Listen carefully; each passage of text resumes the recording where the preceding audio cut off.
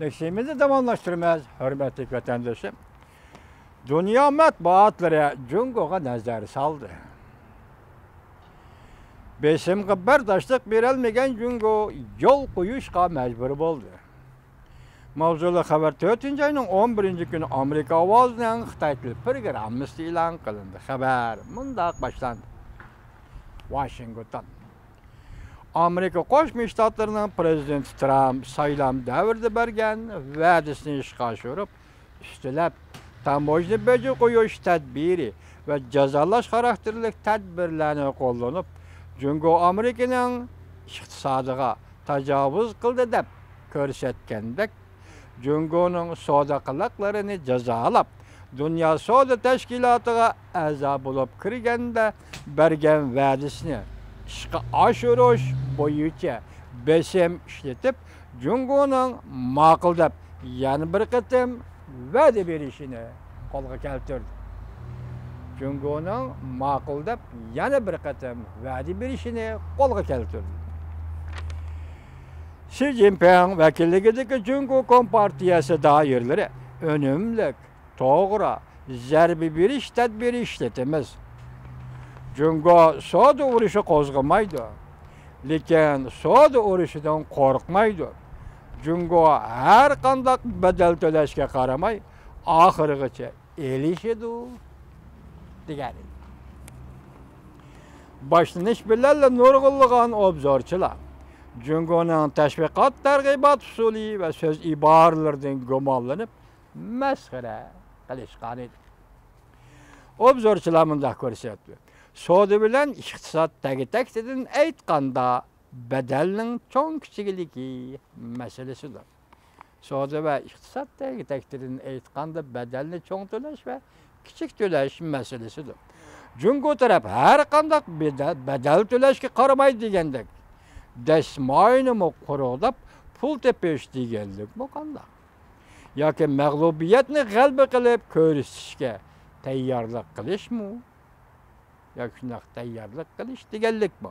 Shunday deyishga bo'ladiki, bu davlatlarchilik, yetimlik bilan mag'lub bo'lish deganlikdir.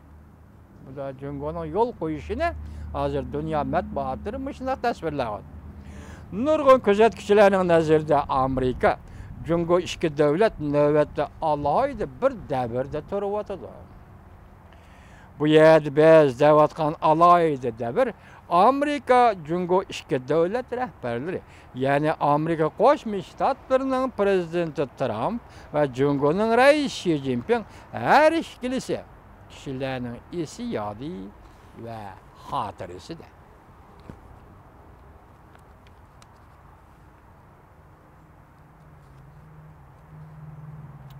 Kishilarning esi yodi va xotirasida g'urur intayin kuchli rahbarlardir. Kishilarning xotirasi va yuragi. Kuzatuvchilar umumyuzlik bunday hisoblanadi. Rais Xi Jinping kontrolligidagi Jungo matbuotlari bir necha haftadan beri savdo urushi masalasida shundoq yuqori maqomda tovlab, Jungo cho'qom g'alaba qiladi deyishdi. To'rning yirtilib ketib, biliqning qochib ketishiga qaramay, ben buni turaqliq ibora ekan Xitoycha so'zma-so'z tarjima qildim. Asli o'z ma'nosi emas, so'zma-so'z ma'nosi shunday bo'ldi buning. To'rning yirtilib ketib, biliqning qochib ketishiga qaramay, Amerikaning ustidan g'alaba qilamiz deyishdi. Bu xil targ'ibot va tashviqot Rais Xi Jinpingning yengilishni xohlamaydigan bir xil ro'yi parishon holatini aks ettirib berdi. Davlatning ichi va sirti jamoat fikri eng muhim ko'zitish nuqtasida turib, zodi kim avval yo'l qo'ydi? Xi Jinpingmi yoki prezident Trumpmi deb ko'zitib turadi. Kishilar xalqaro jamoat fikri diqqat qilib turgan halqaliq bir paytda Rais Xi Jinping 4-ayning 10-kuni, ya'ni haftaning 4-kuni Xaynandovning bo'g'ov iqtisod munbirida nutq so'zlaganda jamoat fikri ko'zib turgan muhim nuqtaga aylandi. Angliya qo'g'dash gazeti haftaning 2-kuni xabar qilib bunday ko'rsatdi.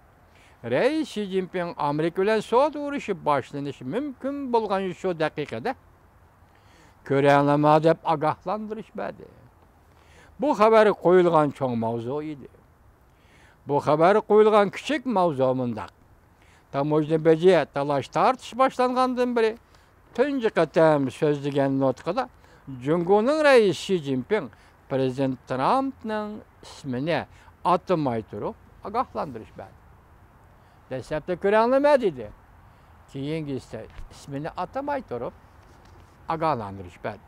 Okşaştı Cumhur'un tamojne becini kime itidiğallığı doğrusu hem bədi. Hem agahlandırış biri vardı Amerika'ya okşaştı. Cumhur'un tamojne becini kime itidiğallığı doğrusu da bədi biri var. Qoğdaş gezetin öz içi alğan dünya mətbuatır umumyüzlük bundaq hesapladı.